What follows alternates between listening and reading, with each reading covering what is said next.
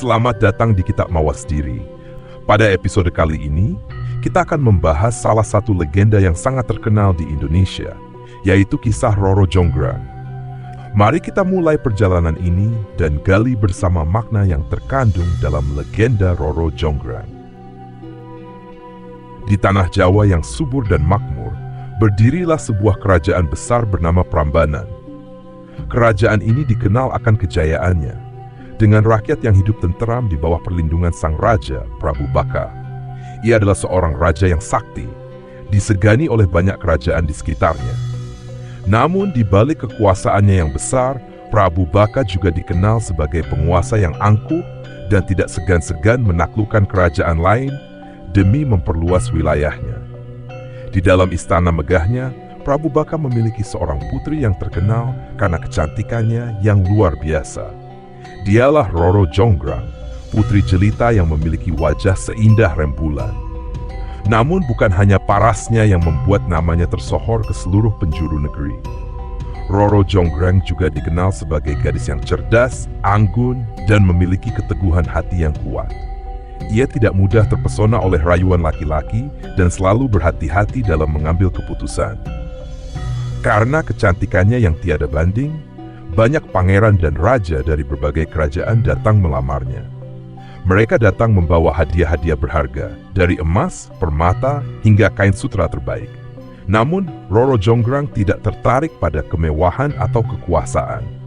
Baginya, menjadi istri seorang laki-laki bukanlah sekadar menjalani kehidupan di sisi suami, tetapi juga menyangkut kehormatan dan martabatnya sebagai seorang putri.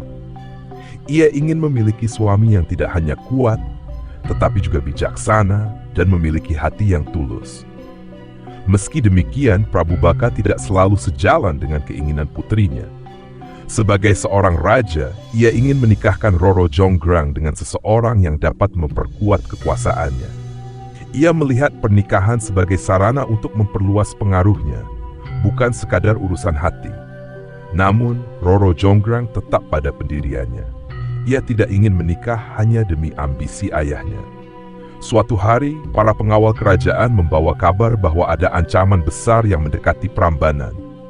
Kerajaan Pengging, yang dipimpin oleh seorang pangeran sakti bernama Bandung Bondowoso, sedang bersiap untuk menyerang.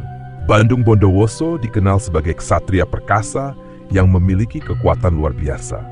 Dengan kesaktiannya, ia telah menaklukkan banyak kerajaan dan memperluas wilayah Pengging hingga menjadi kerajaan yang semakin besar.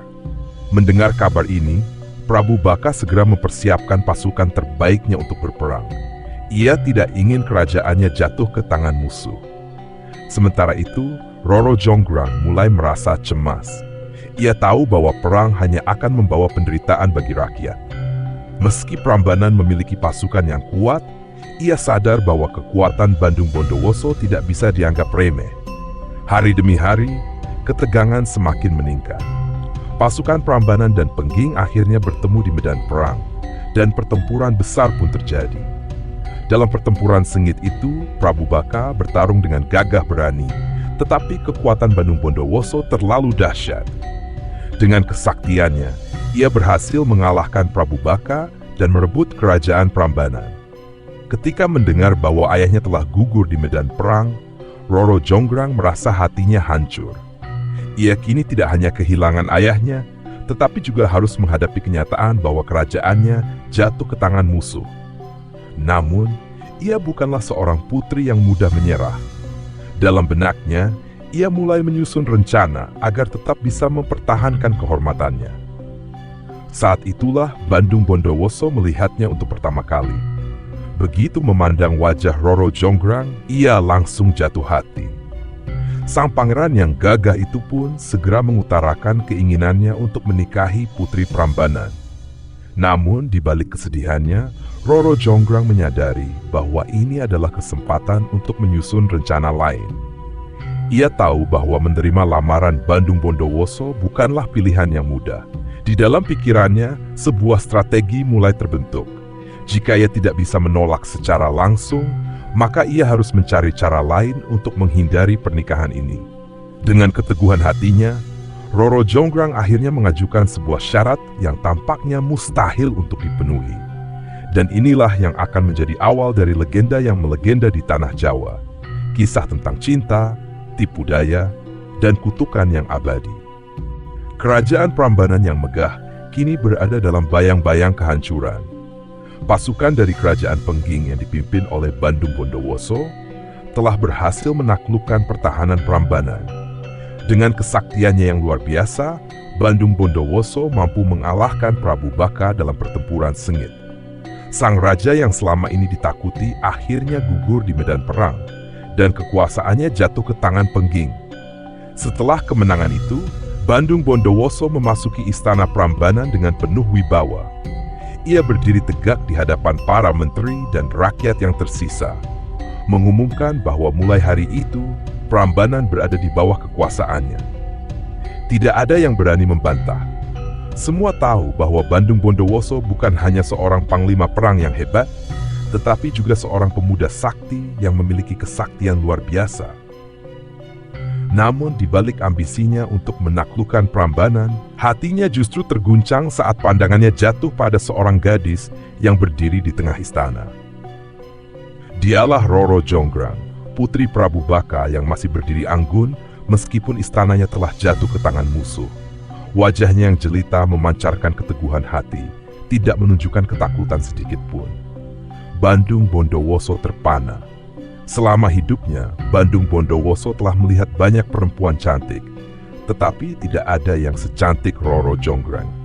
Matanya yang tajam, kulitnya yang halus, serta sikapnya yang tenang di tengah kekacauan, membuat sang pangeran jatuh hati seketika. Dalam hatinya ia berkata, "Aku telah menaklukkan Prambanan, tetapi hatiku justru ditaklukkan oleh putri ini." Tanpa ragu, Bandung Bondowoso melangkah maju dan berkata dengan suara lantang, "Roro Jonggrang, aku telah merebut kerajaan ini, tetapi aku tidak ingin hanya mengambil tahtamu. Aku ingin kau menjadi permaisuriku. Menikahlah denganku, dan bersama kita akan memerintah Prambanan dengan kejayaan yang lebih besar." Mendengar lamaran itu, Roro Jonggrang menahan napas. Ia tidak menyangka bahwa musuh yang telah menghancurkan ayahnya justru ingin menikahinya. Dalam hatinya, ia merasakan kemarahan dan kesedihan yang mendalam. Bagaimana mungkin ia menerima lamaran dari orang yang telah menyebabkan kehancuran keluarganya? Namun, ia sadar bahwa menolak secara langsung bukanlah pilihan yang bijak. Bandung Bondowoso bukan hanya seorang ksatria, tetapi juga seorang pemuda yang memiliki kekuatan gaib. Jika ia menolak mentah-mentah, bukan tidak mungkin ia akan dipaksa atau bahkan dihukum. Roro Jonggrang harus berpikir cepat. Ia harus mencari cara untuk menolak tanpa menimbulkan kemarahan. Dengan penuh kehati-hatian, ia menundukkan kepala sejenak, lalu mengangkat wajahnya dengan senyum yang sulit ditebak. "Baginda," katanya dengan suara lembut, "aku adalah seorang putri yang telah kehilangan ayah dan kerajaannya dalam perang ini. Aku tidak bisa langsung menerima lamaran tanpa menunjukkan rasa hormat kepada leluhurku. Namun, jika Baginda benar-benar mencintaiku, aku punya satu permintaan." Bandung Bondowoso tersenyum penuh percaya diri. "Katakanlah putri, apapun permintaanmu akan kupenuhi." Roro Jonggrang menarik napas dalam-dalam. Inilah saatnya ia mengajukan syarat yang tampaknya mustahil. Ia berharap bahwa dengan cara ini, ia bisa menghindari pernikahan tanpa harus menolak secara terang-terangan. Dengan suara tenang, ia berkata, "Jika Baginda ingin menjadikanku permaisuri, maka bangunlah 1000 candi untukku dalam satu malam sebelum fajar menyingsing." Bandung Bondowoso terkejut sejenak. Permintaan itu terdengar tidak masuk akal. Tetapi ia adalah seorang pemuda sakti. Baginya, tidak ada yang mustahil. Dengan penuh keyakinan, ia mengangguk dan berkata, "Aku menerima tantanganmu, Roro Jonggrang. Dalam satu malam, 1000 candi akan berdiri untukmu." Dalam hati, Roro Jonggrang menahan senyum tipis. Ia yakin bahwa syarat ini tidak akan bisa dipenuhi. Namun, ia tidak tahu bahwa Bandung Bondowoso memiliki cara lain untuk menyelesaikan tantangan ini. Malam itu, Bandung Bondowoso mulai bersiap, memanggil pasukan gaibnya, dan menyusun rencana untuk membangun 1000 candi dalam satu malam. Roro Jonggrang menatap Bandung Bondowoso dengan hati yang bergolak. Ia tidak sudi menikah dengan pria yang telah membunuh ayahnya dan merebut kerajaannya. Namun, ia juga sadar bahwa menolak secara langsung bukanlah pilihan yang bijak.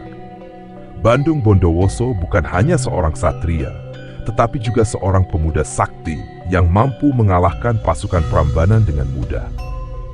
Jika ia menolak mentah-mentah, bukan tidak mungkin ia akan dipaksa atau bahkan dihukum. Dalam benaknya, Roro Jonggrang berpikir keras. Ia harus mencari cara untuk menolak tanpa menimbulkan kemarahan. Akhirnya, sebuah rencana muncul dalam pikirannya. Ia harus memberi syarat yang tampaknya mustahil untuk dipenuhi. Dengan begitu, ia tidak menolak secara langsung, tetapi juga tidak perlu menikahi orang yang telah menghancurkan hidupnya. Dengan suara tenang namun penuh ketegasan, Roro Jonggrang berkata, "Baginda, aku tidak bisa menerima lamaran ini begitu saja. Aku adalah seorang putri kerajaan, dan pernikahan bukanlah keputusan yang dapat diambil dengan mudah. Namun, jika Baginda benar-benar ingin menjadikanku permaisuri, aku punya satu permintaan." Bandung Bondowoso mengerutkan kening. "Katakanlah putri, apapun yang kau minta, aku akan mengabulkannya." Roro Jonggrang menatapnya lekat-lekat sebelum akhirnya berkata, "Bangunlah 1000 candi untukku dalam 1 malam, sebelum fajar menyingsing." Mendengar permintaan itu, para menteri dan pengawal yang berada di sekitar istana terkejut. Mereka tahu bahwa membangun 1 candi saja membutuhkan waktu berbulan-bulan, bahkan bertahun-tahun. Apalagi 1000 candi dalam 1 malam, itu adalah tugas yang mustahil. Namun alih-alih merasa gentar, Bandung Bondowoso justru tersenyum penuh percaya diri. Ia adalah seorang satria sakti, bukan manusia biasa. Dengan kekuatannya, ia telah menaklukkan banyak kerajaan. Ia juga memiliki ilmu gaib yang tidak dimiliki orang lain. Syarat yang diajukan Roro Jonggrang tidak membuatnya mundur. Justru, tantangan itu semakin membakar semangatnya. "Aku menerima tantanganmu, Roro Jonggrang," katanya dengan suara lantang. 1000 candi akan berdiri sebelum fajar menyingsing, dan kau akan menjadi permaisuriku." Roro Jonggrang terkejut mendengar jawaban itu. Ia mengira bahwa Bandung Bondowoso akan menolak atau setidaknya berpikir 2 kali. Namun laki-laki itu tampak yakin bahwa ia bisa menyelesaikan tantangan tersebut. Rasa khawatir mulai menyelinap di hati sang putri. Bagaimana jika Bandung Bondowoso benar-benar berhasil? Malam itu, tanpa membuang waktu, Bandung Bondowoso segera memulai tugasnya. Ia pergi ke sebuah tanah lapang dan duduk bersila. Dengan suara lantang, ia mulai merapal mantra, memanggil pasukan jin yang selama ini menjadi bawahannya. Dalam sekejap, angin kencang bertiup dan bayangan-bayangan hitam bermunculan dari segala arah. Pasukan jin itu tunduk di hadapan Bandung Bondowoso menunggu perintah. "Bangunlah 1000 candi sebelum fajar menyingsing," perintahnya. Tanpa ragu, pasukan jin mulai bekerja. Batu-batu besar diangkat dari dalam bumi, disusun dengan rapi, dan dibentuk menjadi candi yang megah. Dalam hitungan menit, 1 candi telah berdiri. Tak lama kemudian, candi kedua menyusul, lalu candi ketiga, dan seterusnya. Pembangunan berlangsung dengan kecepatan luar biasa, jauh melebihi kerja manusia biasa. Dari jendela istana, Roro Jonggrang memperhatikan apa yang terjadi. Matanya membelalak saat melihat candi-candi mulai bermunculan satu persatu dalam kegelapan malam. Ia mulai merasa cemas. Jika pembangunan ini terus berlanjut, maka sebelum fajar 1000 candi benar-benar akan berdiri. Jika itu terjadi, ia tidak punya pilihan selain menikahi Bandung Bondowoso. Tidak, ia tidak boleh membiarkan ini terjadi. Ia harus menemukan cara untuk menggagalkan rencana ini. Dengan hati berdebar, Roro Jonggrang menyusun siasat. Ia harus bertindak sebelum semuanya terlambat. Malam semakin larut, namun di tanah Prambanan, suara gemuruh masih terdengar. Batu-batu besar melayang di udara, disusun dengan kecepatan yang mustahil bagi manusia. Di tengah kegelapan, bayangan hitam bergerak dengan gesit, membangun candi demi candi.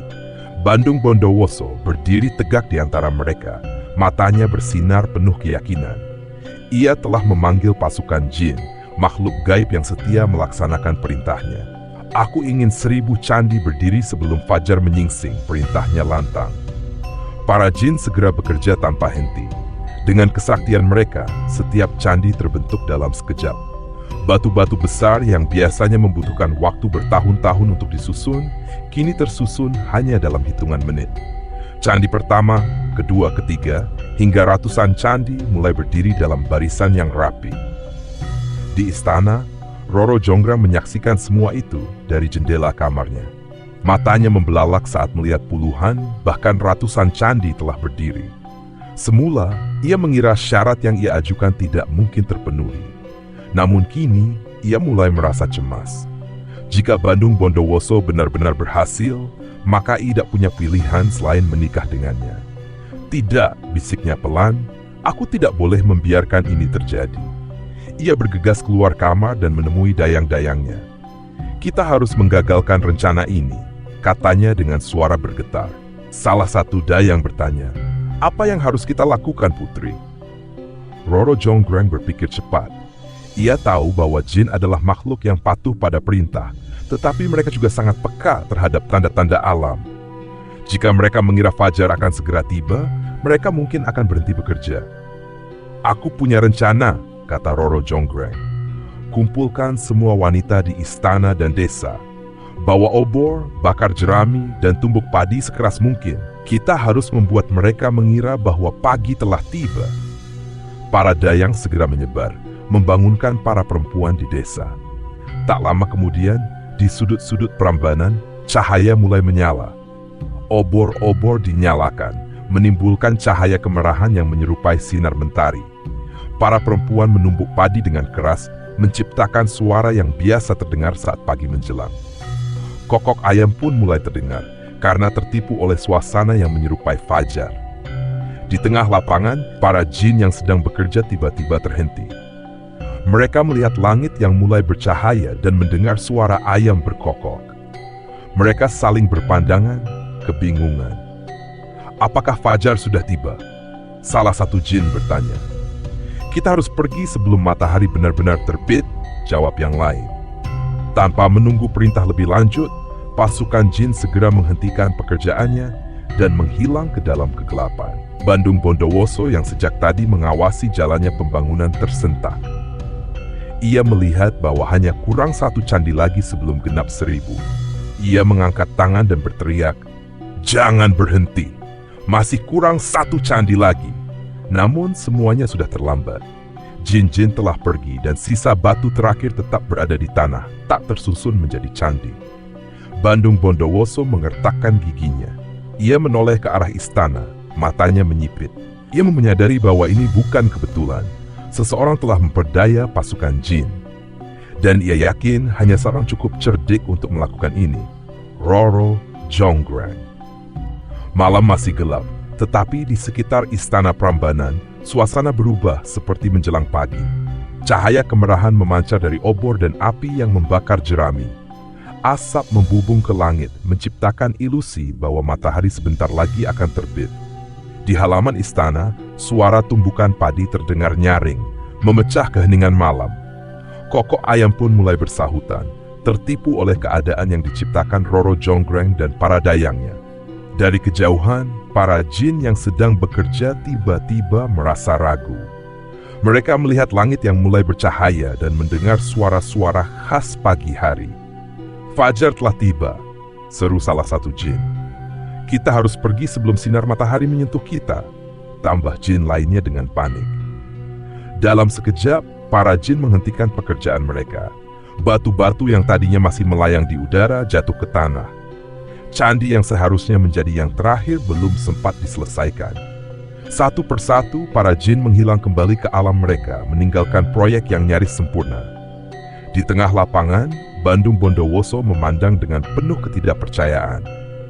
Ia baru saja melihat dengan mata kepalanya sendiri bahwa hanya 1 candi lagi yang harus dibangun. Tetapi kini, para jin telah pergi, meninggalkan tugas mereka tak rampung. Ia mengepalkan tangannya, kemarahannya memuncak. "Tidak, ini belum selesai," serunya. Suaranya menggema di udara. Ia mengayunkan tangannya, mencoba menggunakan kesaktiannya untuk memanggil kembali pasukan jin. Namun, tak ada satupun yang muncul. Jin-jin itu telah pergi, tertipu oleh tipuan Roro Jonggrang. Dengan langkah cepat, Bandung Bondowoso menuju istana. Ia tidak lagi merasa tenang dan penuh percaya diri seperti sebelumnya. Wajahnya memancarkan amarah. Di istana, Roro Jonggrang berusaha menenangkan napasnya. Ia berhasil. Syarat mustahil yang ia ajukan benar-benar tidak terpenuhi. Sekarang ia tidak perlu menikahi Bandung Bondowoso. Namun hatinya tetap berdebar kencang. Bagaimana jika sang raja muda itu menyadari bahwa ini hanyalah tipu daya? Dan ketakutannya pun menjadi nyata. Bandung Bondowoso tiba di hadapannya dengan mata menyala penuh kemarahan. "Kau menipuku, Roro Jonggrang," bentaknya. Roro Jonggrang tetap berusaha terlihat tenang, meskipun hatinya ciut. "Baginda, bukankah kita sepakat bahwa 1000 candi harus selesai sebelum fajar? Kini fajar telah tiba, tetapi jumlahnya belum genap 1000. Bandung Bondowoso mengertakkan giginya. Ia menyadari bahwa Roro Jonggrang tidak akan mengakui kecurangannya secara langsung. Tetapi ia tahu pasti bahwa ini bukanlah kebetulan. Sang putri telah memperdayainya. Ia menarik napas dalam, lalu tersenyum sinis. "Jika 1000 candi belum genap, maka sekarang aku akan melengkapinya dengan 1 candi lagi." Roro Jonggrang mengernyit. "Apa maksud Baginda?" tanyanya waspada. Bandung Bondowoso melangkah maju, mengangkat tangannya. Suaranya bergema penuh kesaktian. "Kau, Roro Jonggrang, akan menjadi candi yang terakhir."